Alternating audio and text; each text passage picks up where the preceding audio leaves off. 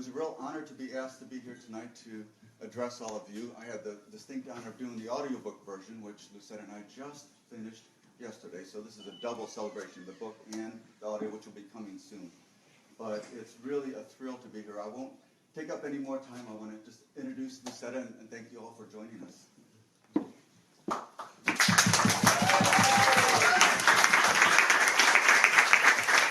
Thank you.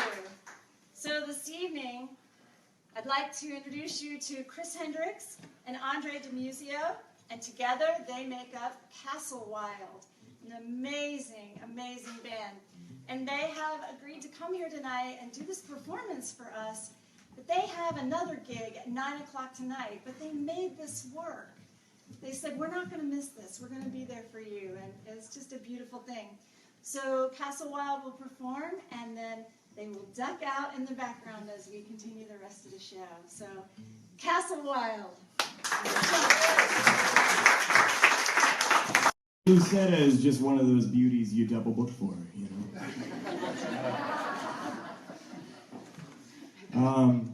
I'm sure you guys have already figured it out, but if you haven't, it's an honor for us to be here because Lucetta is cooler than everyone. And we're just so grateful to be in her life. And this song represents not only her book, but her experience. And we're honored to express it to you all through music. The song is called Jump.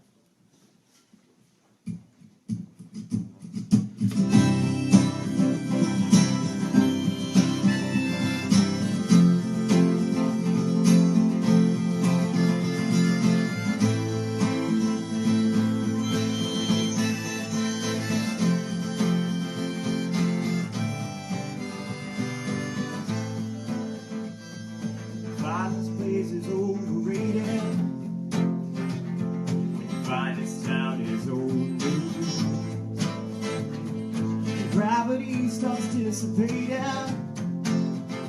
and you're left with nothing more to lose. You get this feeling, there will no sea holding you out. Just jump up as high as you can. Just like making up to the moon, and baby, when we finally land, we'll sail lower and I come home again. Well, it's hard to leave when the heart's uncertain, when the things you leave are already known.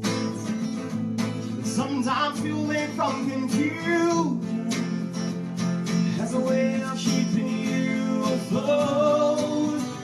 I get this feeling you're not ready to go alone. So can I come? Just jump up as high as you can be. Just not making up to the moon, and baby, when we finally land, we'll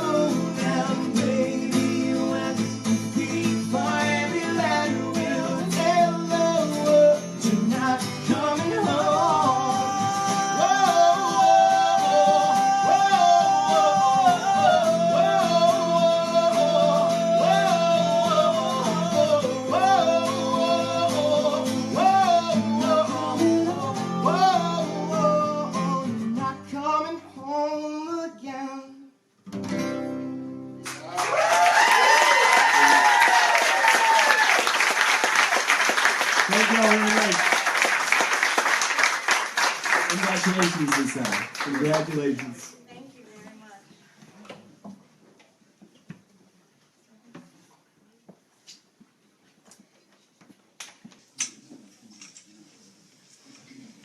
We love you guys. I love you. Thank you so much. Thank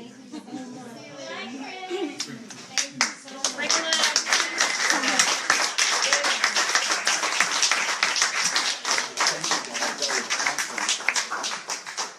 Boy, it's not often you get to actually have a live music performance of that caliber at a book event.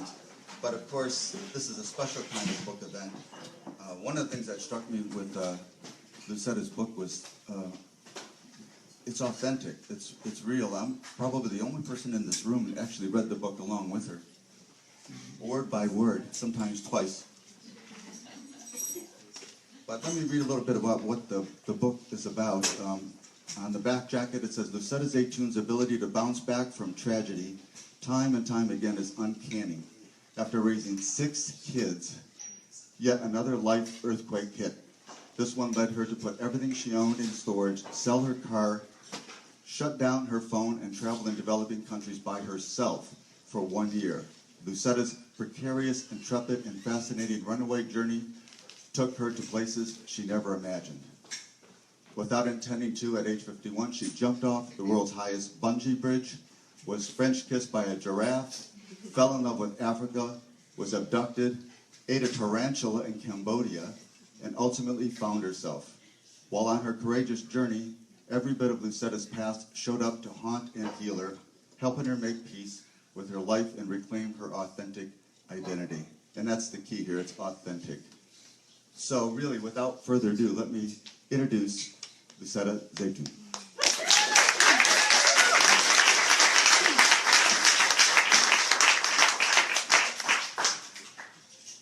Thank you. Right?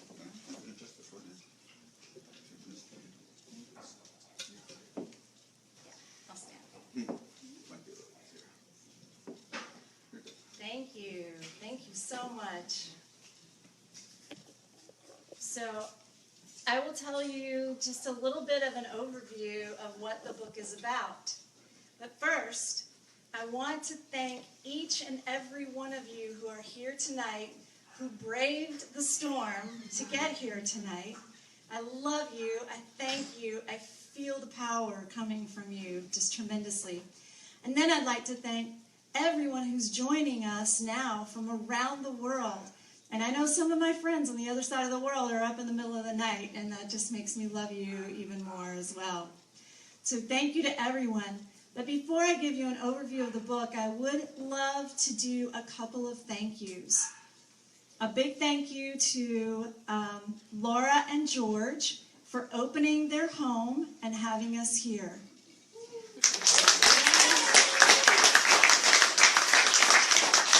I would also like for Suzanne to make her way up here, and Kioka, please make your way to the front. And is Alice Osborne here? Don't know. I'd like for you to meet Suzanne. Suzanne Miller is a writer herself, but she voluntarily read my book as a beta reader before I even sent it to the editor. And it turns out she's also a screenwriter, and she completely changed the readability of this book. So I cannot thank you enough, Suzanne. I'm honored. I didn't know she was going to ask me to do that, but I just want to say it's been inspiring to meet Lucetta, and it's definitely one of those beautiful books that you read when you're in the dark to get back to the light. It's a beautiful book. Thank you. And Kioka, come on up. I haven't even seen you since you got here. I passed the book. Yes, you got the color code. Nobody else got the memo. I would like for everyone to meet Kioka. Kioka Dunstan is my coach, and she has coached me over the last year and a half, and this book would not have been possible without her, because she coached me past all of my fears, all the blocks I had about it, and then she also lovingly held me accountable to my self-imposed deadlines. So Kyoka, this book would not happen without you. And I just feel like everyone should have a Kyoka in their life. So thank you.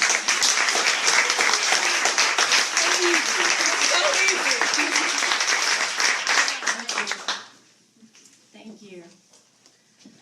I would also like to thank Michael, who you've already met up here. Michael Gratiano he is the owner of Thread Audio. And we have spent the last 2 weeks since I got back from my tour in his studio, and I have been reading the book myself for Audible.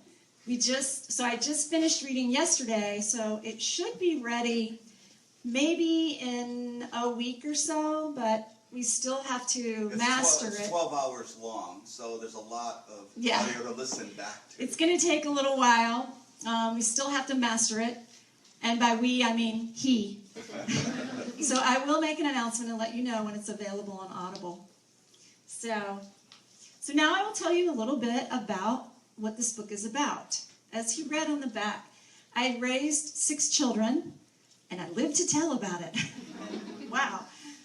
But after that, after they were grown and gone in their early-ish 20s, my marriage crashed like that in a second. I discovered that my husband had fallen in love with another woman, and it was over, done, finished, no way to take it back. And when that happened, I freaked out. I fell to the floor, and I curled up in the fetal position for about 6 months because I didn't have a plan B. I didn't know I needed a plan B. And all those years of raising all those children, I mean, I sat on boards and I volunteered. I was the youth leader at my church. I did all kinds of things. But I didn't earn one single penny. I didn't hold anything back for myself. And I didn't set up any sort of a next season or career. So I freaked out. But then I had this, in one moment, I had this aha. And I stood up and I went, wait a minute. I don't have to stay here. I don't have to stay. The kids are grown and gone, and I can't heal here in Raleigh because I see people I know everywhere I go, and it just drags it all back up again. I don't even know what I'm going to do. Because at that point, I didn't even know how to make a decision for myself. Because every decision I had made in my entire adult life, because I married the first time at 20, was for the good of the family, or the husband, or the children. So I didn't even really know how to make a decision for myself either. And I didn't know who I was, not as a spouse or a mother. I completely lost my identity. So I decided to put everything I owned in a storage locker, sell my car, shut down my phone. Okay, that was really painful. And I took off. And I traveled in developing countries for a year by myself to ultimately find myself. I didn't know that's what I went out for, but that's actually what ended up happening. So this book is really about 3 things. It's about my healing journey. It's about the journey to finding my authentic identity and reclaiming who I am. And it's also the physical journey and the crazy shit that happened out there. So now I will give you a little reading. I will read a story for you from my book. It's Story Hour. So where this starts out, one more thing before I do that, I want to tell you this. Because every time I look at this book, I almost cry. My daughter, Mariah, designed this book cover. She's a fashion designer in San Francisco, so she's really, really creative. But she painted the watercolor, and this is her handwriting. She created a font. I am so blessed. How many authors can say that a loved one designed their book cover for them? So, sorry, just had to have a moment there. So where this story picks up, I started out in Costa Rica and immersed in Spanish because I thought, well, when I leave the country, I'm going to have a meltdown of epic proportions. So where better to do that than in paradise, right?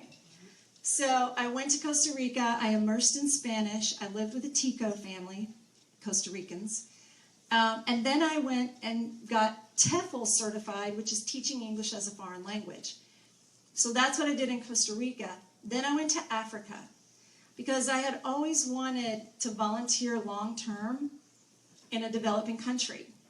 So I said, well, that's what I'll do. I'll start there and give myself some time to heal and figure out what in the world I'll do with myself for the rest of my life. So when I got to Africa, I volunteered for 3 months. And after that was over, I still didn't know what I was going to do with my life. So I just began to travel.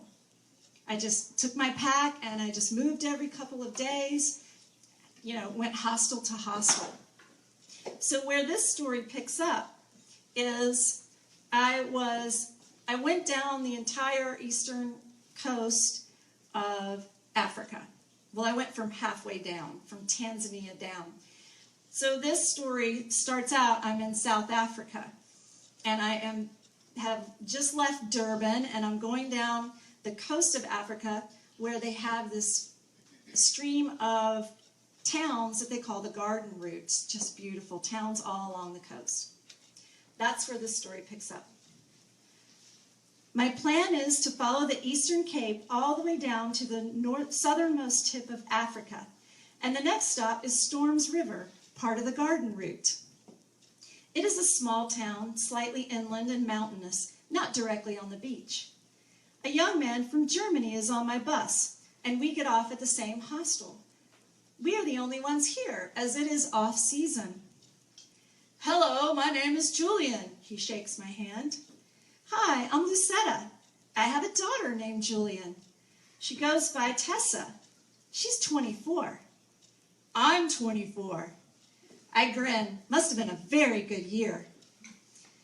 Are you going to do it? He's excited. Are you going to jump? No, absolutely not, I respond emphatically. It's the world's highest bungee bridge jump. How can you pass that up? Easy, I'm not crazy. I'm all by myself and no one else is around, he begs.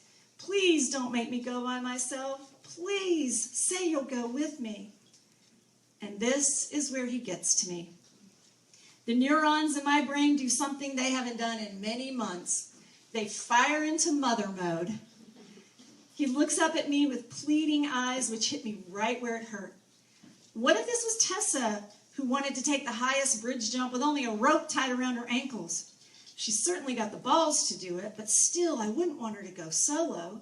I would hope someone would step up and be there for her. There is just one small snag. I am deathly afraid of heights. If there was even one other person at the hostel, I could send them instead. Or perhaps if this was the second highest bungee jump in the world, perhaps I could talk him out of it. Neither of these are true, and so cannot protect me from confronting myself again. If I had known that the theme of this journey would turn out to be that of constantly facing down my worst nightmares, I'd have never left the safe soil of the United States. I know I have to do this. I must. For this is what my life is about right now, facing every fear. I am nauseous as we ride in a taxi to the bridge. I can always bail out, even at the last minute if I have to. I'll go with Julian as far as I can. We pay our fee, each puts on a harness, and waits to be taken out to the bridge walk. For 30 minutes, we watch from the side of the hill as people jump. A big screen video is in place that allows us to hear the screams and watch the flailing up close and personal. It is not pretty. Our names are called, and it is time for our group of 8 people to make the long walk out to the jump. Our guide takes us down a dirt path to the edge of the bridge and stops us. We will walk along the side of the bridge to the jump. This is only a 5-minute walk. Remind yourselves, this is only 5 minutes. What? We look at each other. Why does he say it's only 5 minutes? He takes us around a bend, and suddenly we understand his warning. On the underside of the bridge is a wire cage walkway constructed to get us out to the point of the jump below the cars on the bridge. This wire cage is 216 meters high, which is the equivalent of a 60-story building. And we can see below as we walk across this rickety skyway. Julian, what have you gotten us into? The guide laughs. Many people say this is scarier than the jump. The wire moves somewhat up and down beneath my feet. I look to the left and see the ocean. I glance down. A mistake. The wide river nestled between two mountains now looks like a small vein snaking its way through the trees below. Immediately, I am queasy and my head begins to spin. I think I might faint. Keep walking, the guide encourages. I might throw up. What can I do about this? I cut my hands around my eyes like a horse with blinders at a race, willing myself to only look straight ahead. I shuffle along now, my pace slowed by my toes tenuously reaching out first to guide my way through the air-holed metal. There is a cool breeze up here, of course, but I am soaked with sweat. In that moment, out of nowhere, I suddenly remember my only childhood reoccurring dream. It is that of flying, arms stretched out, soaring over houses and mountains. Something inside of me shifts. I can do this. I can do this. No, I can't. Walk. Breathe. The blinders are helping. Walk. Don't look down. My stomach calms slightly. Breathe.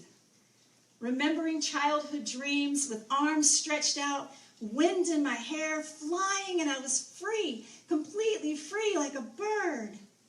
Walk. This is my chance. Reorder my thinking. I will not close my eyes. I will not thrash. For 20 glorious seconds, I will choose to fly.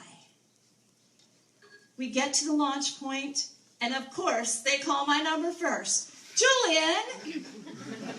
I'm simultaneously freaked out and relieved. If I had to sit and watch, I would certainly chicken out. But as it stands, I have no time to renege on my new instantaneous dream. I come forward and sit as they strap my ankles together, wrapping them tightly. They guide me to the edge of the bridge, count down, and let go of my arms. In that moment, I fly. A few seconds into the air, and I realize I am not dying. I feel the living in a heightened sense as I fall towards the earth. What happens in the moments of flying freely in an inhuman way is a complete repositioning of all of the self-confidence cells in my body. Floating downward, I experience an explosion of love for myself for facing my greatest fear head on. And I realize immediately that I will never, ever be the same. In the afternoon, I buy Julian a beer.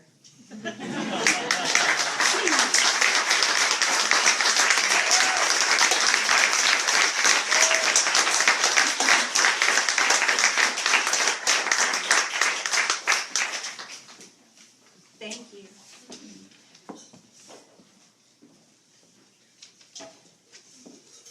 That was wonderful. I feel like that was a very familiar experience listening to Lucetta read back from the book. As I mentioned before, the audiobook was 12 hours. It came to a surprise for her, too. She says, well, it takes about 5 hours to read, but double that to actually say it out loud. And it's tremendous. She does an excellent job. But let me ask you a few questions that some of our guests and I might be thinking about, which is basically, how did you come up with the title of the book? Well, originally, the way I came up with it was I was in Thailand, and I was Skyping with my parents. And my dad says, oh, well, I guess we better let you go so you can get some sleep. And I was like, no, Pa, it's already tomorrow here, and it's beautiful. The future looks bright. And he goes, oh, well, I guess I'll be excited to wake up in the morning then. So that's how it physically came about. But one of the things that I love about it is really multi-layered. As an example, in our culture, we always live in tomorrow. We are so like, gotta do this, gotta go do that, gotta do this. You know, our brains are so in the future. We have a really hard time just being present and being in today. And so I love that about it. And also, at the end of my trip, I was called back home by one of my daughters early from my trip, and I still didn't know what I was going to do with the rest of my life. I still didn't know what my purpose was. So I was freaking out as she was calling me back. But I was like, I've been living in tomorrow, but what's going to happen when I stand in the reality of today? So I really love the fact that it is multi-layered, and that often asked people, well, what do you think it means? And everyone has a different answer, and I really appreciate that about it. So considering that you were looking for that purpose in your life, when did the idea for the book come to you? Was that something you set out with when you left Raleigh, or did you fly over Thailand and go, I know, I've got to write this down? No, I did not think I was going to write a book. Because when I left the country, I thought what I had done was stupid and weak, and I thought I was a coward. I mean, I ran away. There's no way I would write that book. But what I did come to understand as time passed, and especially after I got back, people are like, well, where have you been? What have you been doing? And I start sharing my story, and I discovered that it is inspiring. People were impacted by it, and in fact, I've coached 4 other people out on dream journeys like that as well. But no, I did not think in a million years I was going to write a book. Well, you call it a dream journey. Is that the way your kids referred to it when you told them you were going to leave the country? 6 kids, I imagine, all had very different reactions when you said, kids, I'm leaving. Not just leaving the house, I'm leaving the country. Yes, they did not see it as a dream journey. Actually, they all had mixed emotions around it. Mostly they were worried about me leaving because I was their mom. I was their go-to person. But I had this, and this is all in the book, I had this moment that just came, it was divinely inspired, and I said something I'd never said before in my life, and I told Mariah, I was like, Mariah, I have to do this for me. And I had never said those words before. And I said, you guys, if something happens, rely on each other. Help each other. Remember that you have each other. And so things did happen while I was out on that journey to them. And these stories are in the book. And they did rely on each other. And they did get closer. And what ultimately happened is they say that they got stronger. And they did, fall in love with each other even more. They got closer. And I began to understand, if I came home, if I came back, I would just be the fixer. But that's not my job anymore. I've raised these children. They're out on their own. It's not my job to be the fixer anymore. It's my job to be the encourager. Well, it's setting a good example, that's for sure.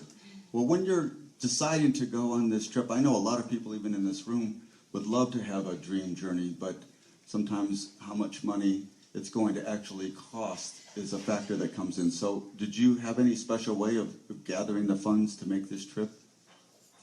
I did, and that is in the book as well. After the marriage split, my husband and I had coffee together one day, and I said, if you have to pay me alimony for however many years from now, eventually you're going to get angry about that and feel resentful, and it's going to create negative energy in our family. And we just spent 18 years blending this step family, and I didn't want to give it up. And so I said, what if we decide on a number, figure out how we're going to reach that number, and do a one-time deal and be done with it, because that way we won't be carrying negative energy into our relationship. And he agreed. That's all in here. And for 6 months we met in coffee shops, and through lots of tears and, you know, getting it all out of our system and working through things, we finally agreed on a number, and we had a one-day closing. So the way I funded the trip around the world is I took a portion, or maybe all, of what would be a down payment on a new home for me. So while I was out, again, I thought that was a really stupid decision and that I was being weak and cowardly and couldn't make good decisions. But it turns out it was one of the best decisions ever, because this trip changed my world. Well, now you actually have a book to as a testament to that journey. Were you thinking about who the reader would be and also what they might benefit from by reading the book? Wow, well, this is something crazy that showed up this summer on this tour and all summer long. I cannot believe. At first I thought, okay, my reader is probably women, say 30 to 65. But what has happened with this book is just blowing my mind, is I cannot believe the number of men who have bought this book, read it, responded back to me, and had me ship books for their friends, their guy friends. And even I've had a 13-year-old buy it, read it, and respond back. I had a 94-year-old man read it in 2 days and called me crying. So now what I believe is, I guess the readership of this book is human beings. You know, I mean, it seems like there's so much in here. There's really something for everyone. And my dream for the book is that people will read this book, recognize themselves in some of these situations, relate to it, and find hope. That is the whole purpose in writing this book, is that people can think outside of the box and look at things in a new way, but ultimately find hope. I want to ask you just one more question, and that is, you were looking for your purpose. This was a dream journey. A lot of insights came to you during your travels, and now you're a published author. So would you say that your purpose might be to continue writing, to do a follow-up? And do you consider that a career choice now for you? Well, I do have a couple of more books in me. And I did really enjoy the process of writing. I loved it, everything about it. And so, yeah, I might keep writing. But I just got to birth this baby first. Well, it was such, I just want to say, from my experience, it was such a moving, shared experience with Lucetta as we were reading together. When we came to the end, it was actually really hard. Both of us said, now what? Because we both concluded not only the story, but this chapter of her life, and I'm really proud of it. And I'm really proud of Lucetta's work, too. So I just want to thank her for putting this all together to celebrate the publication of her book. Thank you.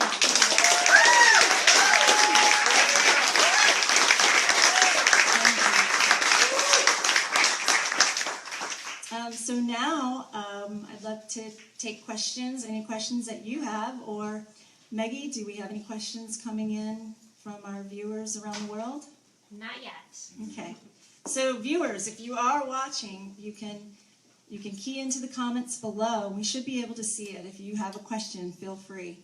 But for now, we'll go with all these beautiful, beautiful people in the room. Anyone have a question? About anything. Pun intended. I am an open book. And you can ask me anything about anything about anything. Yes? I was going to ask, who are some of the people you stayed in contact with since your dream journey? The question was, who are some of the people you've stayed in contact with? So I don't know if you followed me on Facebook, but periodically I did do videos with people because I actually saw people on my national book tour this summer around the United States, and I saw some of those people. Thank goodness for Facebook, I've actually been able to keep up with a lot of the people that I met in Africa. I'm still in contact with a lot of the Africans in Tanzania and in touch with people in Costa Rica as well. And on this tour, I did meet some Americans out on that journey, and I was able to see quite a few of them while I was on this journey. But really, it's thanks to Facebook, I'm able to keep in touch. Any other questions? Yes. Are you going to do another trip around the world? Am I going to do another trip around the world? Well, I guess I would have to say I never really know what my life is going to do from one day to the next, because if you had told me last spring when I finished writing this book that I was going to just drop everything and do a tour around the United States, I would have said, no, you're crazy. And yet I did. So I may do another trip, who knows? What my hope is that with this book I may get speaking engagements internationally, and that would suffice my wanderlust. But also the other thing is, the realization that I've had is that I love my life so much now. And finding my authentic self, I don't have any reason to run. I don't have to run around the world again. Yes. Could you please explain the point at which you felt it was necessary to turn this experience into a book?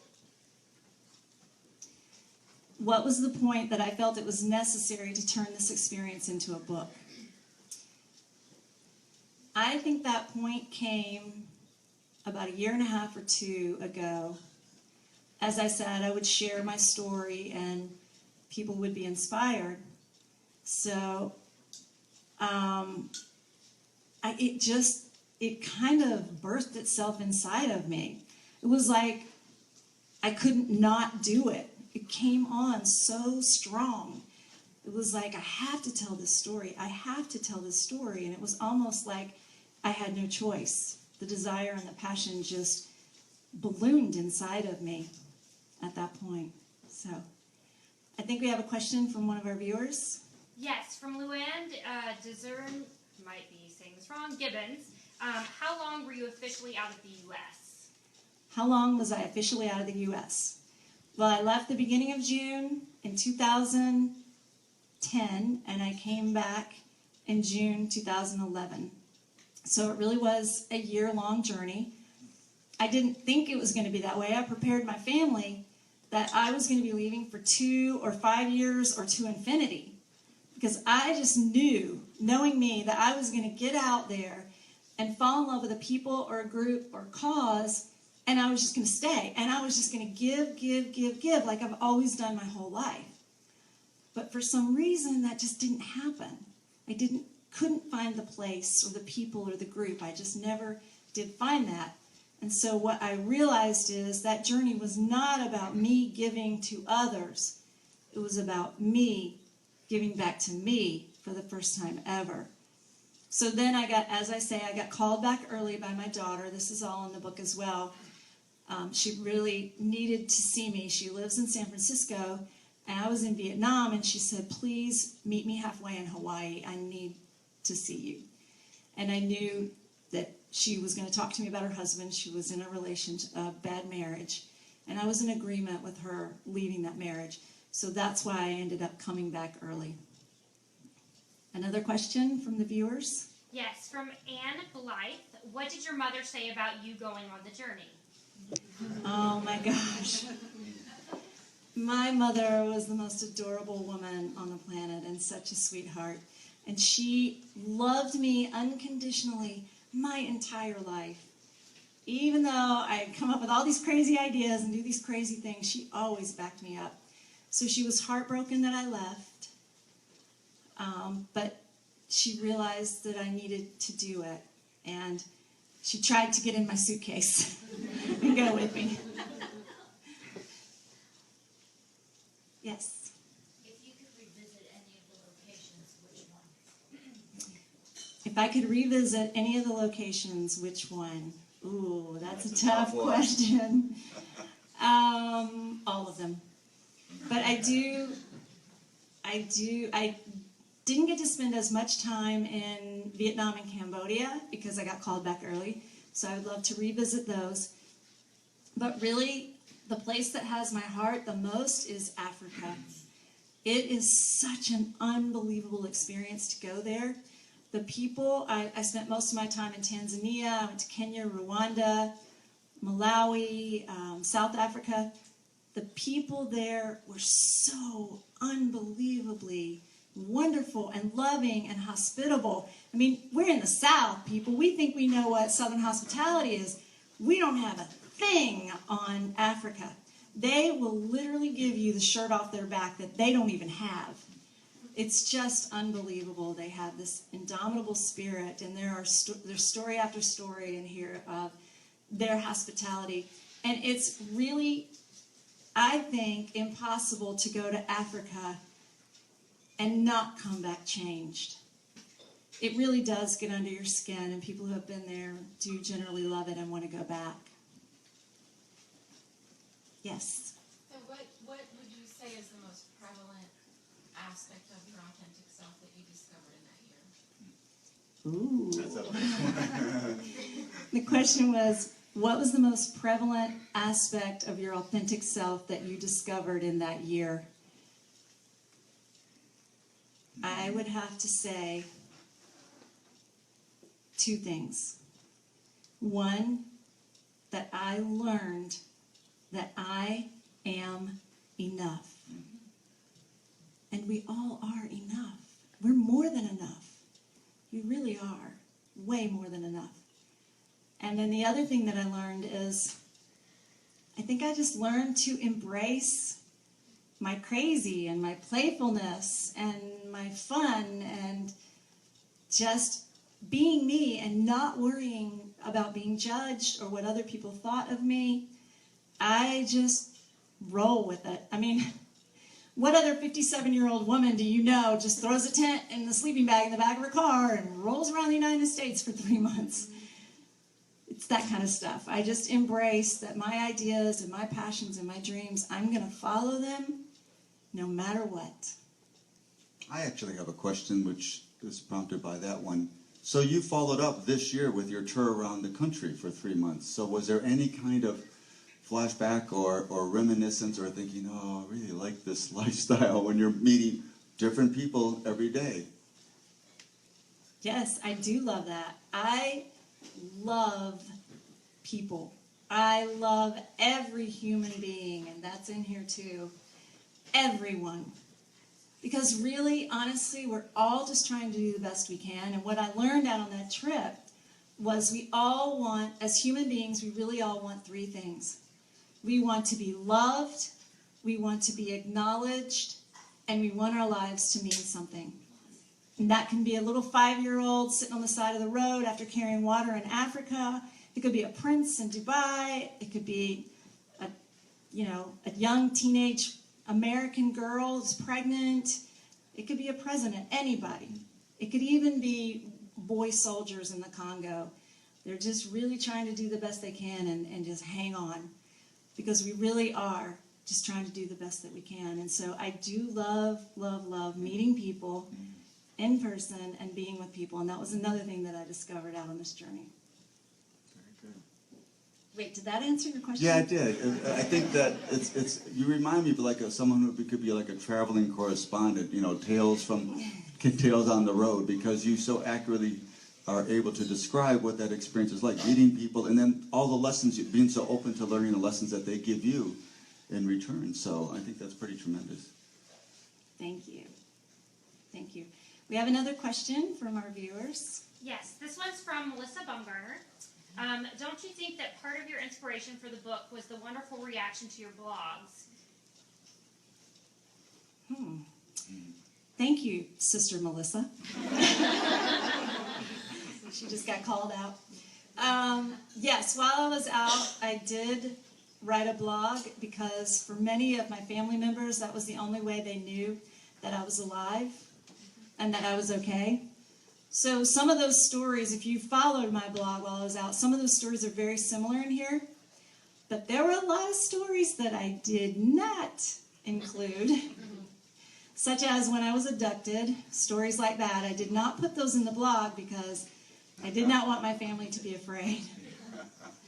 But I was just abducted for like a minute, but I still didn't put it in the blog. Interesting. Yes. Without giving too much away, could you tell us maybe you have an inkling of what is your next theme or your next topic you're thinking about for another book? Well, I have a couple of things. I've had a lot of people ask me to write some sort of a book about parenting, and I may do that because I have a little experience about that. I also want to do a book about, going bold in your life, trying new things, pushing past scary, and making new things happen in your life. We get in such a rut in our lives. The grooves get so deep, and we think we can't get out of it. But I gave you one example tonight, and I have many others, but in the book, but just in that couple of minutes on the bridge, I went from being deathly afraid of heights and listening to these people and doing it because I should do it, which is an external motivation. I should do it for Julian. I should do it for Tessa. I should do it to get over my fears. But in that one couple of minutes on that bridge, it switched from an external motivation to an internal motivation. And I wanted to fly. And so we can change the things that happen in our lives so quickly. So I do want to do a book about that. I also have one other memoir. Okay, I can't believe I'm saying this publicly. Did you ever watch the HBO show Locked Up Abroad? Yeah, well, I have a memoir. Back in the 70s, I was locked up in Mexico with some friends for a week. And it was quite the story. There was no email, there was no phones, there was no nothing, there was no way for our family members to know that we were locked up. So that's one of them, maybe too. I see a question back there. Why did you get locked up? Okay, that would be the spoiler alert. I won't tell you about it, but maybe I'll write the book and you'll get to read the story. It was really crazy. Crazy experience. Yes. This may be another spoiler alert. Tell us very briefly about your abduction. Tell us very briefly about your abduction. Okay, so I had taken a 13-hour bus from Dar es Salaam to Mbeya, Tanzania, and I had to leave the next day because my visa was up. So I got off the bus, and the bus was swarmed with people trying to take my bags, and it's mayhem when you get off a bus in a developing country. So they were trying to steal our bags, but this one guy came by and he said, "Do you need a taxi?" And I said, "Yes." And he went over and took me, way down the parking lot, and we found a car, and he leaned into the driver, and I told him that I was going to the Moravian Youth Hostel, and he said he knew where it was. So I get in the car, and he gets in the back with me. And I said, "No, wait, why are you getting in the car?" And he said, "I have to show him the way." I said, "He's a taxi driver. He has to know the way." And he said, "No, I must show him." And I was like, "No, I will not get in a taxi with two men." And so I pull myself out of the taxi and I look around, and the entire parking lot is empty. There is not one single soul. So I had no choice but to get in that taxi. So I won't do a spoiler alert. I will just tell you that at that point I knew how to speak Swahili, so I was able to talk my way out of it. Zuri sana. Asante sana. Do you have another question from the viewers? Yes, from Pamela Luke, what are your immediate plans? My immediate plans are, at 9 o'clock, I am going to have a big fat glass of red wine to celebrate. My plans are, I will continue to coach and continue to mentor coach. I'm also president at Raleigh Coaching Academy, so I will continue training and certifying new coaches and launching them out into the world.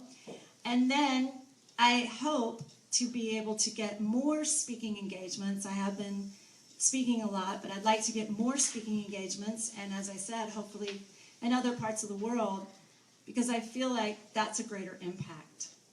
So, and that is one thing that I would like to say too, is that this book is now available on Amazon, and you can get it in paperback or you can get it in ebook.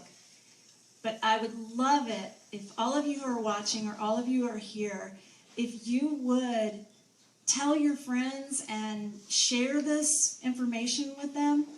If I get between 500 and 1,000 sales within the first week, then it catches the attention of Amazon, which means if somebody goes on, then my book comes up as one of the favored books, which means more people can be inspired and can find hope.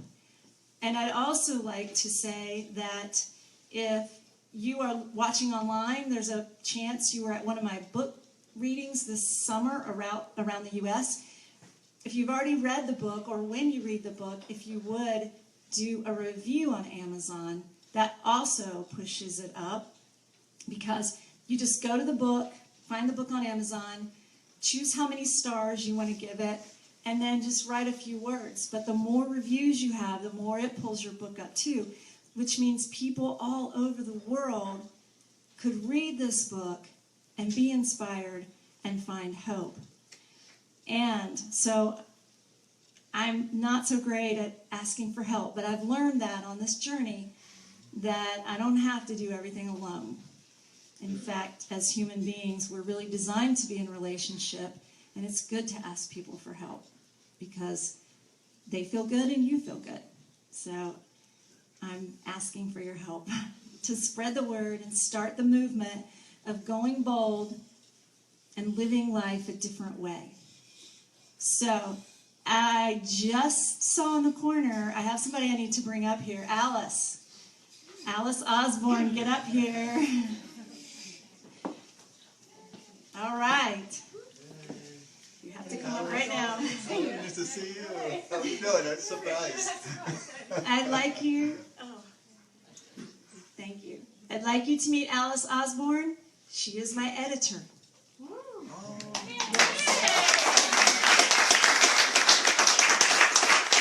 company is right from the inside out, and this book would not have been possible without her. So, Alice, I'm so glad you came. I'm glad I saw you peeking through the crowd so that I could call you out. Thank you. Yeah, I was going to say the reviews are the most important. Reviews are the most important thing, guys. And it doesn't take that long if you write a review. I mean, if you read the book, jot down notes so that when it's time for you to do that review, which will take you maybe 10, 15 minutes tops, it helps our author, Lucetta, so much because it pulls. And then if she wants to go and advertise on BookBub, and then she can get an ad, but it's all based on reviews. So if she only has a few reviews, they won't take her, and we want her to spread her message all throughout the world. So I'm counting on y'all to write those reviews, okay? Yeah. Thank you. Do I owe you for that? That's a nice surprise. Perfect. Okay, we only have about 2 minutes left. It looks like we have one more question from the viewers. Well, we had two. Susan Alfred asked where your book is available for purchase, which of course you've just answered. On Amazon. Yes. Our second question is from Francis Placencia. Do you consider yourself a survivor or a conqueror? Ooh, Wow. that's a good one. Do I consider myself a survivor or a conqueror? I would say both. Both. I have survived numerous tragedies, which are in here as well. And I feel like I'm a conqueror because I did survive it, and I'm not angry and bitter. I overcame it. And that's what makes me feel like a conqueror. I think the way the book is written, my sense, I would agree with both. Sometimes the survivor's driving and the conqueror's riding shotgun, and then sometimes they would trade places. That's a good point. That's a good point. So it's about time for us to wrap it up. I want to, yes, one more question. Okay. I'm curious I would like to know, how would you describe who you were before you started the book tour? and who you are standing here today? Oh, good question. The question was, how would you describe who you were when you started the book tour and who you are standing here today? When I went out on the book tour, I was a little shy about this book. I was still a little uncertain to the impact it would have. And so I lacked a little self-confidence in it. But after all the readings, 33 cities, 75 days, 13,000 miles, I saw the impact that it had. And people have been hitting me up and texting me and messaging me and telling me all kinds of stories and ways that it had an impact. So who I am now is a very confident author. Oh, I can't believe I just used that word. I'm an author.